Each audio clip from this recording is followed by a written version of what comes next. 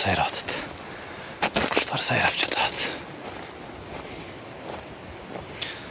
Кадимгидей куштардын үнү чыгып атат. Уктасаңарбы? Жол сыяктуу экен ушул, а?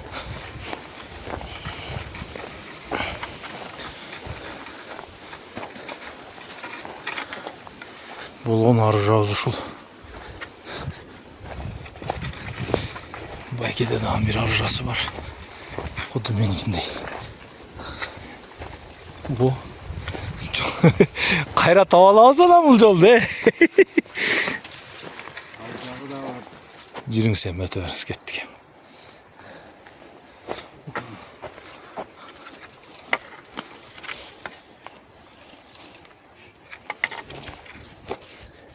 Өтөбүз кечүүнү кечип анан.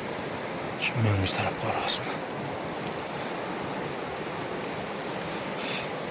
Sen gördün orada. Şuraya gel. Мына ушинтип мынабу Кожешкен дарыясы Кадамжай жана Баткен райондорун аралап агып өтөт. Ушул дарыянын Кожешкен дарыясынын башаты ушул жер. Мына ушул сыяктуу мөңгүлөрдөн топтолуп отуруп дарыя аябай көбөйүп 200-300 кубка чейин суу барат. Ал эми мына көрүп турганыңыздар мына шаркыратма. Шаркыратманын бийиктиги бир 15 метрдей бар окшойт.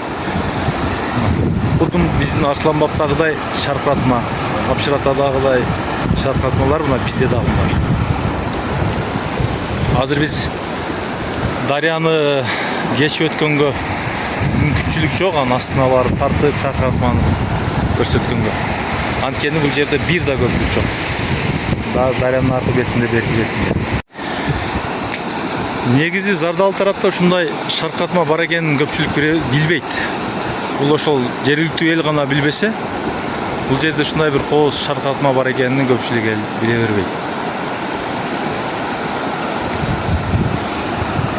Мына бул жагы астазоолор, тоолор, бийик. Тоонун асты мындай чытырман токой.